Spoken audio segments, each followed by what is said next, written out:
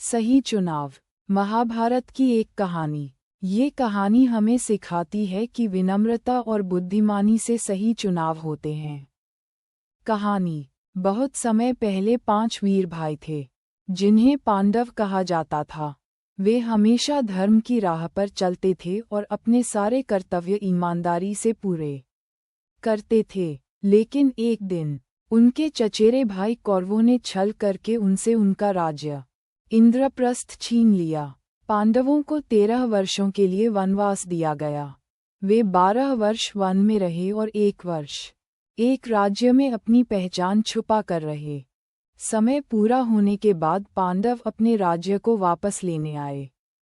परंतु कौरवों के बड़े भाई दुर्योधन ने गर्व से कहा, मैं सुई की नोक जितनी भूमि भी नहीं दूंगा। अब पांडवों और कौरवों के बीच एक बड़ा युद्ध होना तय था। युद्ध की तैयारी के लिए दोनों पक्षों को अलग अलग राजाओं से सहायता चाहिए थी। अर्जुन, जो पांडवों में सबसे महान धनुर्धर था, और दुर्योधन ने भगवान श्री कृष्ण से सहायता लेने का सोचा, क्योंकि श्री कृष्ण सबसे बुद्धिमान और शक्तिशाली थे। दोनों श्री कृष्ण के शहर द्वारका पहुँचे। दुर्योधन पहले पहुँचा और श्री कृष्ण के सिर के पास आकर बैठ गया। वह अपने घमंड के कारण उनके चरणों के पास नहीं बैठा। थोड़ी देर बाद अर्जुन पहुँचा। वह चुपचाप श्री कृष्ण के चरणों के पास खड़ा हो गया और हाथ जोड़कर उनके जागने की प्रतीक्षा करने लगा। जब श्री कृष्ण ने आंखें खोलीं, तो उन्होंने सबसे पहले अर्जुन को देखा, जो विनम्रता से उनके सामने खड़ा था। अभी अर्जुन कुछ कह पाता, उससे पहले ही दुर्योधन बोला, मैं पहले आया हूँ, इसलिए पहले मुझे चुनने का अधिकार है।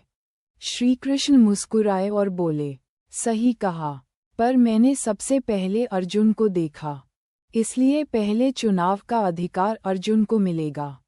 फिर श्री कृष्ण ने दोनों को 2 विकल्प दिए।